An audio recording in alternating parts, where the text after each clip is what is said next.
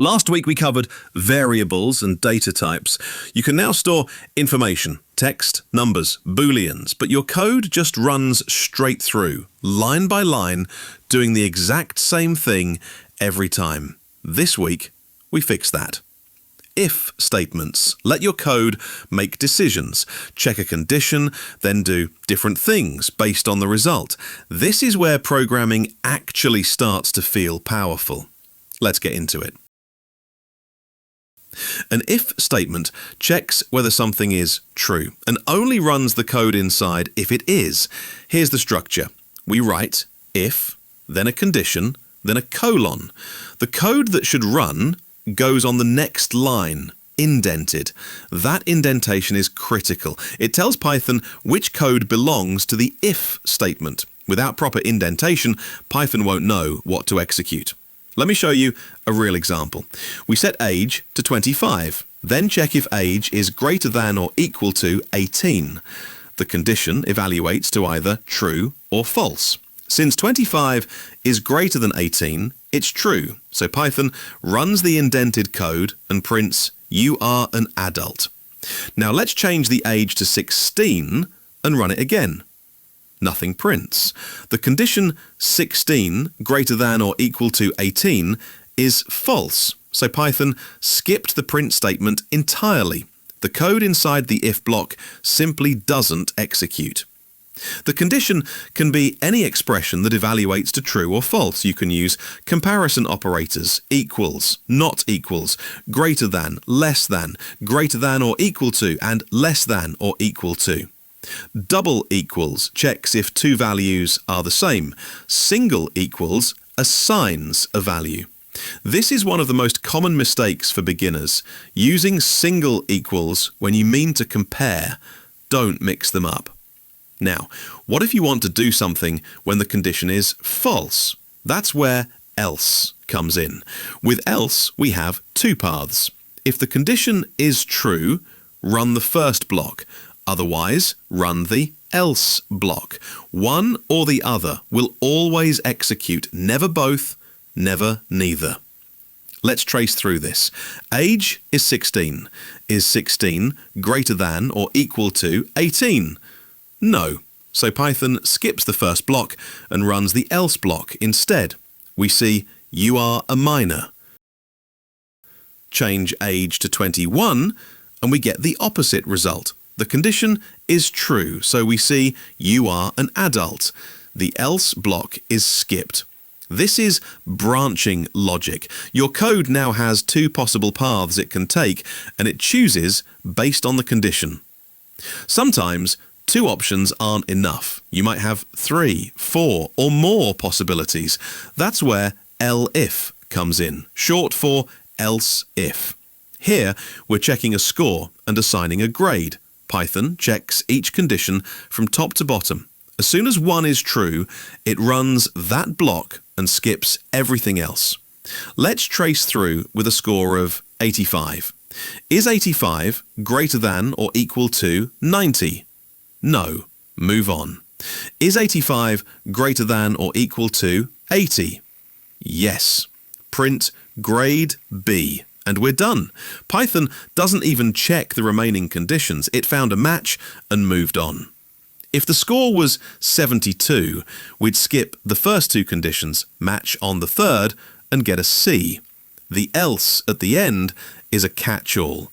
If none of the conditions match, this runs. It's optional, but usually a good idea to handle unexpected cases. Order matters here. Python stops at the first true condition. If you put the lowest threshold first, everyone would match it. Always go from most specific to least specific, or in this case, highest to lowest. You can check multiple things at once using and or. With and, both conditions must be true for the whole thing to be true. Here, age is 25 and has underscore license is true. Both conditions pass, so the whole expression is true, and we print, you can drive. If either one was false, the whole condition would be false. With or, only one condition needs to be true. Here, is_admin is false, but is_moderator is true. Since at least one is true, the condition passes and we print access granted.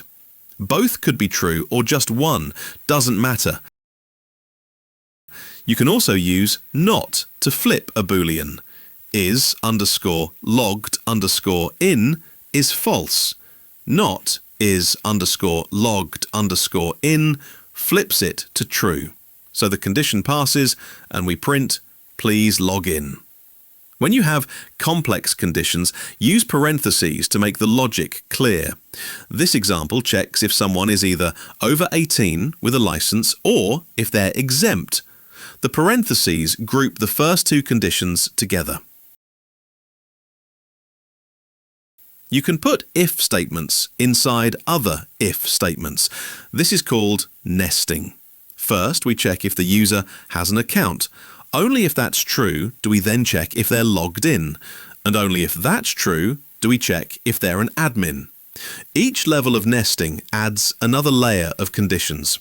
Notice how the indentation stacks up. That's how Python knows which if each block belongs to. 4 spaces for the first level, 8 for the second, 12 for the third. Be careful with deep nesting though. More than 2 or 3 levels gets hard to read and maintain. If you find yourself nesting heavily, there's usually a cleaner way to write it using combined conditions or early returns. Let's put this together with something realistic, a simple login check. We store a username and password, then get input from the user. We check if both the entered username and password match our stored values. Notice we're using AND here. Both the username and the password have to be correct. If either is wrong, we go to the else block. I'll enter admin and secret 123. Both match, so we see login successful. If I run it again with the wrong password, we get invalid credentials. This is basic authentication logic.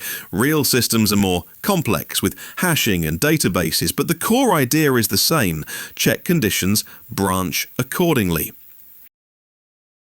Before we wrap up, let's cover the mistakes I see most often. Mistake 1. Using single equals instead of double equals. Single equals assigns a value to a variable. Double equals compares two values. Python will actually throw an error if you try to assign inside an if condition, but it's still a common source of confusion. Mistake 2. Forgetting the colon. Every if, elif and else line needs a colon at the end. Miss it and Python throws a syntax error. It's easy to forget when you're learning. Mistake 3. Incorrect indentation. Python uses indentation to know what code belongs to what block. The code inside an if statement must be indented. If it's not, Python either throws an error or runs the code unconditionally. Neither is what you want. Mistake 4. Checking conditions in the wrong order. Remember, Python stops at the first true condition. Put your most specific checks first or you'll get unexpected results. That's if statements in Python.